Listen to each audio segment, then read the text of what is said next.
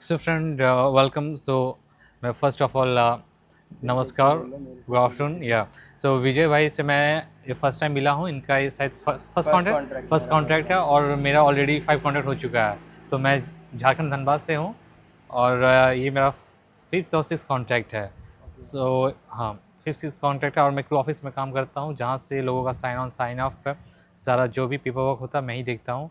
सो और जो भी और क्या बोल सकते हैं इसमें, जो भी फ्लाइट फ्लाइट रिलेटेड सारी चीज़ें। क्वेरीज है जितने भी हैं, तो सारा मतलब मैं ही देखता हूँ। ऑब्वियसली मेरे ऊपर मैनेजर है और मेरे कलीग है जो मेरे टीम में है।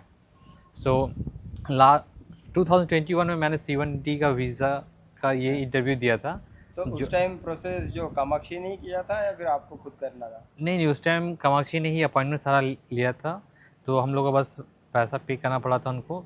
बाकी फिर अपॉइंटमेंट का जो भी स्लॉट होता है मुंबई में, उन लोगों ने खुद से लिया था। हाँ, सेम सेम अभी हमारे साथ भी वो सेम हुआ। उन्होंने 16,000 रुपये लिए, प्लस उन्होंने 5,000 टैक्स भी लिया है उसका कि हाँ, चार्जेबल क्योंकि फीस। चार्जेबल होता है उनका, ये हाँ अपना ये प्रोसेस फ़ी होता है, तो जो कि कंपनी रिम्बर्समेंट नहीं करती है, और जो rest of the money company उसको रिम्बर्स करती है। हाँ, जो बस ओनली वीज़ा का ही फीस देती है, ओनली वीज़ा का टैक्सेस टैक्स इंक्लूड नहीं नहीं रहती देती है। है। हाँ। तो फिर आपका इंटरव्यू का कैसा क्या क्या हुआ था मतलब? इंटरव्यू मैंने ज़्यादा कुछ ये प्रिपरेशन नहीं किया था, बट मैं फर्स्ट टाइम था इसलिए मैं उतना स्कैर्ड भी नहीं था। बट हाँ, मैंने लोगों से सुना था कि थोड़ा सा प्रिपरेशन करके जाना चाहिए, क्योंकि जो इमिग्रेशन ऑफिसर होते हैं बेसिकली वो अमेरिकन होते हैं, और हाँ, हमारा जो कम्युनिकेशन वे है और उनका जो थोड़ा डिफरेंट होता है। तो जब भी आप इंटरव्यू देने जाओ तो आपको थोड़ा कॉन्फिडेंट होना चाहिए। जो भी वो इन्फॉर्मेशन पूछेंगे, जैसे आपने कितना कॉन्ट्रैक्ट किया है, किस कंपनी के साथ किया है, तो वो आपको मतलब क्लियरली आपको सुन के उनको पहले उसका उनको जो आंसर देना है। आंसर क्वेश्चन होता है आपको पहले प्रॉपरली सुनना होना चाहिए। उसके बाद आपको फिर वो रिप्लाई करना चाहिए। ऐसा नहीं कि आपने रट के गया है ठीक है सर, ऐसा फिर ये नहीं। आराम से पहले इमिग्रेशन ऑफिसर का जो भी है क्वेश्चन पहले आप आराम से सुनो कि वो पूछ तो क्या रहा है। पूछना क्या चाह रहे हैं वो, हम्म। कि लाइक आपका कोई आप फर्स्ट कॉन्ट्रैक्ट जा रहे हो क्या वहाँ पर, हम्म। या फिर इससे पहले आप कभी गए हो? कभी गए हो, कितना मतलब कॉन्ट्रैक्ट आपने किया है, फिर से यूएस में कोई रहता है क्या, तो ये सब सारे क्वेश्चन वो पूछते हैं।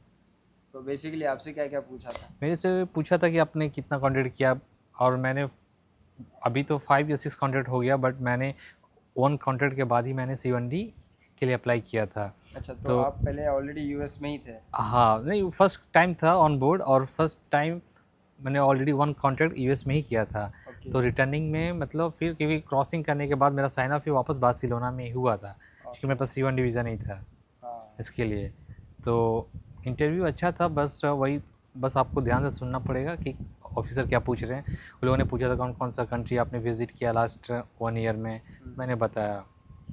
फिर वही सब है, बट थोड़ा सा कॉन्फिडेंस रहना पड़ेगा, सारी चीज़ें। कॉन्फिडेंस ही मेन है वहाँ पर, और कुछ नहीं। और प्लस थोड़ा सा कम्युनिकेशन आपको ध्यान देना पड़ेगा, वो क्योंकि अमेरिकन लोगों का थोड़ा एक्सेंट डिफरेंट होता है। अगर आप उस तरह वे में कम्युनिकेट नहीं कर, अगर आप सुनने का हैबिट नहीं है, तो फिर आपको थोड़ा प्रॉब्लम हो सकता है कि वो लोग पूछ क्या रहे हैं, बिल्कुल ये सारी बिल्कुल। चीज़ें बस तो बात भी तो बहुत फास्ट करते हो लोग। फर्स्ट करते हैं। हाँ। यहाँ पर भी मैं देखता हूँ तो वो एकदम हवा के जैसे बात करे हम्म। लाइक।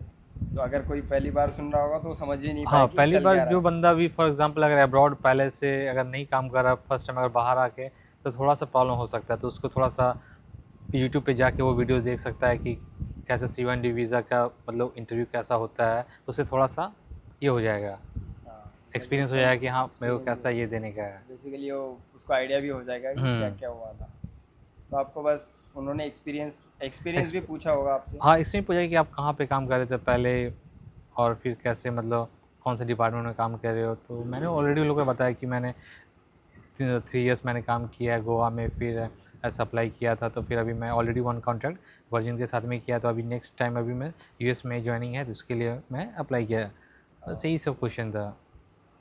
आपको अमेरिका के लिए जाना था इसीलिए। हम्म। सो और क्या डाउट हो सकते हैं ऑडियंस की? और डाउट ये हो सकता है कि क्योंकि इमिग्रेशन ऑफिसर के ऊपर भी डिपेंड करता है। कभी कभी वो लोग ज़्यादा क्वेश्चन पूछते हैं, कभी क्योंकि वहाँ पे ज़्यादा टाइम होता नहीं है, क्योंकि वहाँ पर बहुत सारे लोग लाइन में लगे हुए रहते हैं, जैसे C1D वीज़ा और बहुत सारे वीज़ा जो यूएस दूसरे के भी लिए होता वीज़ा। है, एडुकेशन जैसे J1 वीज़ा, H1 वीज़ा के लिए भी और लोग वहाँ पे आते हैं इंटरव्यू के लिए, तो ज़्यादा उनके पास टाइम नहीं रहता है, 5 से 6 मिनट का टाइम ही वहाँ पे मिल पाता है सब कैंडिडेट को इंटरव्यू क्रैक करने के लिए। अगर वहाँ पे थोड़ा सा भी जैसे आपने सुनने में या फिर स्टेट इमिग्रेशन ऑफिसर का स्टेट आंसर चाहिए होता है हाँ, कि ठीक है उनका आप straight answer किधर चाहिए। काम कर रहे हो, या ऐसा सोच के नहीं उसने पूछा कि कितना कॉन्ट्रैक्ट रहा, अभी आप सोच के बताओगे नहीं 2 हुआ या 3 हुआ, तो लोग डाउट लगेगा कि हाँ भाई हाँ, आप कोई तो दिक्कत है, कुछ आंसर दिक्कत कर रहे हो तो ये मतलब प्रॉपर आंसर है कि नहीं है। है। और क्योंकि लास्ट टाइम जब मेरा इंटरव्यू हुआ था तो मैं उसका आंसर दिया, बट फिर उसके बाद क्या कुछ उसने पूछा जो मैं सुन नहीं पाया, तो मैं रुक गया था। तो उसने पूछा दोबारा, ओके कि आप श्योर हो, कंफर्म है ये?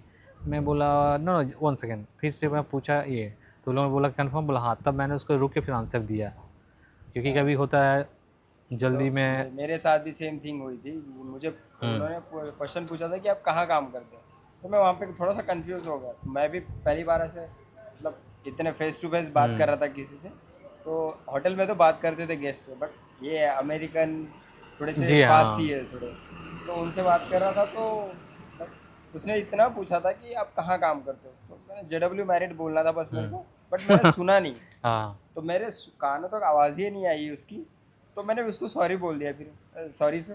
तो उसने फिर से पूछा सेम क्वेश्चन कि कहाँ काम करते हो, तो मैंने तब बताया कि JW मैरिट में काम करता हूँ। बोले लोकेशन, फिर मैंने पुणे बताया था मेरा।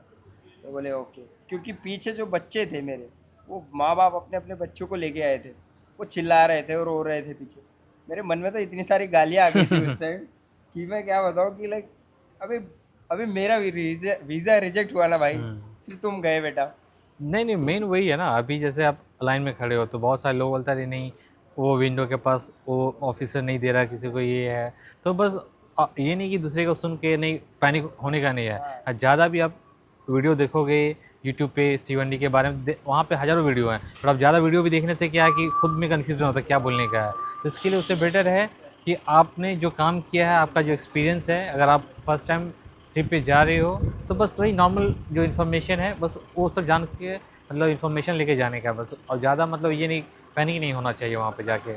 अब ज़्यादा भी मेन करेगा, नहीं, हाँ, matter करेगा। क्योंकि मैटर वही करता आपने, आपके पास सारा इन्फॉर्मेशन है, बट आप ऑफिसर ने पूछा आप वहाँ ब्लैंक हो गए, स्केर्ड हो गया कि अरे मैं भूल गया, तो वो बोलेगा नहीं ये बंदे में लगता है इसको नहीं आता है फिर। वो तो दिक्कत है, हाँ, कुछ तो इससे दिक्कत है। बेटर है कि ज़्यादा इन्फॉर्मेशन होने से ही प्रॉब्लम है, इसलिए दूसरा का सुनने का नहीं, अपना पूरा प्रिपरेशन करके जाओ। नॉर्मल सा वो पूछेगा कि उसके पास 5 मिनट्स ही रहता है, 6 मिनट या मैक्सिमम 10 मिनट्स। मेरे साथ तो कुछ 2 से 3 मिनट ही बात हाँ, किया बस था उसने। उतने ही मिनट में उनको अप्रूव करना होता है, अप्रूव या रिजेक्ट करना होता है, तो ज़्यादा टाइम रहता नहीं, बस वही 2 से 3 मिनट में वो क्वेश्चन जो पूछेंगे उसका प्रॉपर सिंपल आंसर देना है बस। नहीं था। हम्म। सो अगर आपको कोई क्वेश्चंस होंगे तो आप यहाँ पर कमेंट सेक्शन में पूछ सकते हो हमसे, हम उसका ज़रूर आंसर देंगे। और कुछ बोलना और चाहोगे? विजय भाई को आप कुछ आपको लगता है कुछ और इन्फॉर्मेशन चाहिए तो आप जस्ट कमेंट बॉक्स में आकर मैसेज कर देना, फिर हम लोग ट्राई करेंगे उस क्वेश्चन का आंसर करने के लिए। और चैनल पे नए हो तो सब्सक्राइब कर दो। मिलते हैं नेक्स्ट ब्लॉग में।